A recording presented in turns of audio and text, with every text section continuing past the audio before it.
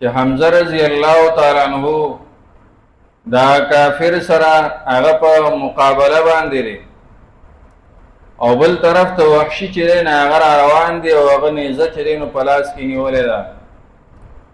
د هغه سبا سره حمزه رضی الله تعالی عنہ چې نو په جګړه دی یو 3 گزاره په باندې وکړل خو بچ شو. په دریم ځلې چې په باندې کله گزار وکړو نو په دې خېټه باندې ولګېد، خېټه وشلې ده خو چې هغه توره کې نه په داسې طریقه راوویسته چې دا خېټه نوره مشلې ده. او شاته ورته چې نو وحشي ولاړ دی او هغه سره نیزه په لاس ده او چې څنګه دی نیغ شو هغه په نیزه باندې وویشته. یو خو سره چې نو انتهایی نږدې و، فاصله کمه وه. بل دا و چې دا ګزارې چې کړی و دا نیزې چې ویشته نو ډېر په قوت سره یې ویشتې وه. د هغې د وجې نه دا نیزه چې دی نو دا د حمزه رضی الله تعالی عنہ په خېټه کې ننوته او بل طرف ته چې دی نو هغه ترې نه ووته. حمزه رضی الله تعالی عنہ هغه چې دی نو راپرې نه وته خو چې یو خوا بل خو یې وکتل نو وحشي په نظر راغی چې ده خو وویشتم نو ده پسې ور روان شو.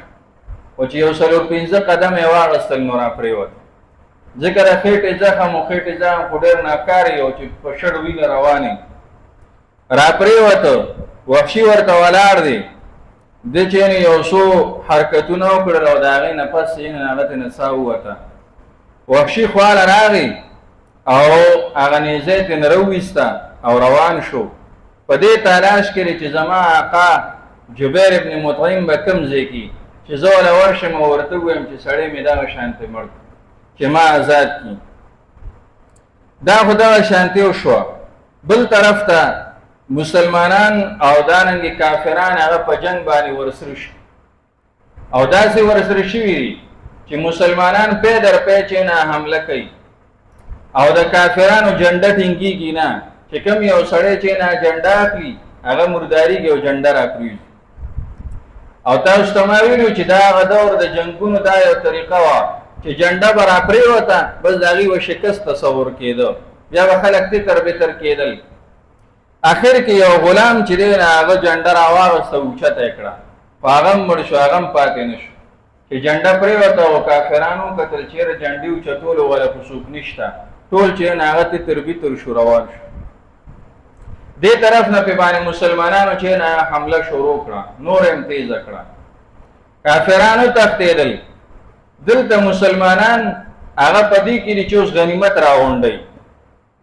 بره چې په غونډۍ باندې کوم کسان ولاړو د عبدالله ابن جبیر رضی الله تعالی عنہ سره هغې وی چې بس اوس خو مونږ فتحه ومونده او کوزیږو چې مال غنیمت راغونډ کړو.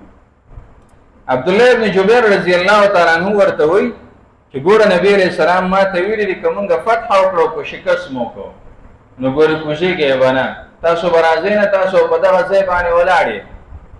خیر کسانو د ده ونه منله.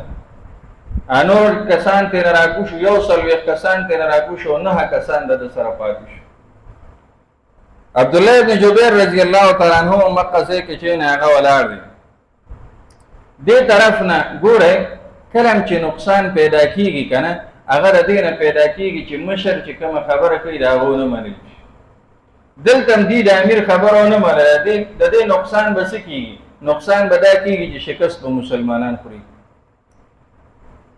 خالد رضی الله تعالی عنہ قتل غیر چاپیره ګرځېده چې وی قتل غونډۍ خالی ده، 9 کسان چې نه هغه پې باندې ولاړ دي. خالد رضی الله تعالی عنہ ځان سره شهسواران را روان کړل او په دقه طرف باندې داسې راتاو شو، د دې ډېرې په طرف باندې چې دی نو داسې راتاو شو. چې دی را روان شو د عبدالله ابن جبیر رضی الله تعالی عنہ د خپلو ملګرو سره د بره نه په غوښو ګزارونه شروع کړل او ډېره زبردسته مقابله شروع کړه. دې دپاره چې یاره دوی په شا باندې جنګ شروع شو، هغې د بره نه غشي راولي او دوی پې باندې بره ور روان دي.